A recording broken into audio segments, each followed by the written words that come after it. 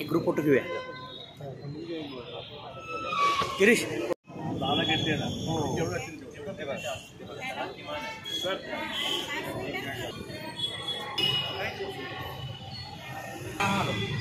सुजीत चल बोला की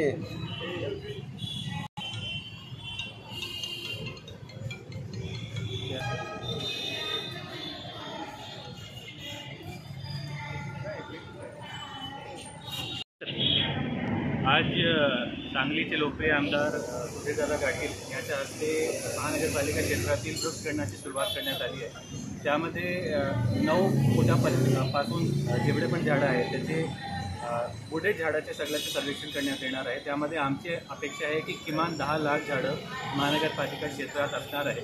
त्यामध्ये प्रत्येक पूर्ण सर्वेक्षण ऑनलाईन पद्धतीने रिअल टाईम बेसिसवर GPS टॅगिंगसह करण्यात येणार आहे. टॅगिंग झाल्यानंतर प्रत्येक क्षेत्रात प्रत्येक वॉर्डात कुठल्या प्रकारचे किती झाडं आहेत ते आपल्याला गुगल इमेजिंगवर दिसणार आहे. आणि ही सगळी माहिती आपण लोकांसाठी सांगलीकरांसाठी सुद्धा ओपन ॲक्सेस करून लोकांना बघता आला पाहिजे. लोकांना जे वृक्षप्रेमी आहे पर्यावरणप्रेमी आहे त्यांनासुद्धा क्षेत्र शोधता आलं पाहिजे की कुठे कुठे कमी आहे, कुठे त्यांनी महानगरपालिकेचं सहकार्य करण्याची गरज आहे. त्याप्रमाणे ते सुद्धा तो डेटा ॲक्सेस करू शकतील.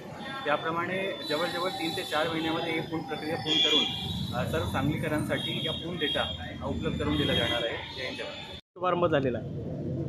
सांगली महापालिकेने एक चांगला उपक्रम आजपासून सुरू केलेला आहे. सांगली मिरज कुपवाड महापालिका क्षेत्रातली जेवढी झाडं आहेत जी 2 फूट आणि त्याच्यावरची झाडं आहेत त्याचं आज सर्वे करणार आहे. प्रत्येक झाड हे रजिस्टर केलं जाईल, त्याची ठिकाण रजिस्टर केलं जाईल आणि त्याचं मॅपिंग GPS मॅपिंग त्याचं केलेलं आहे.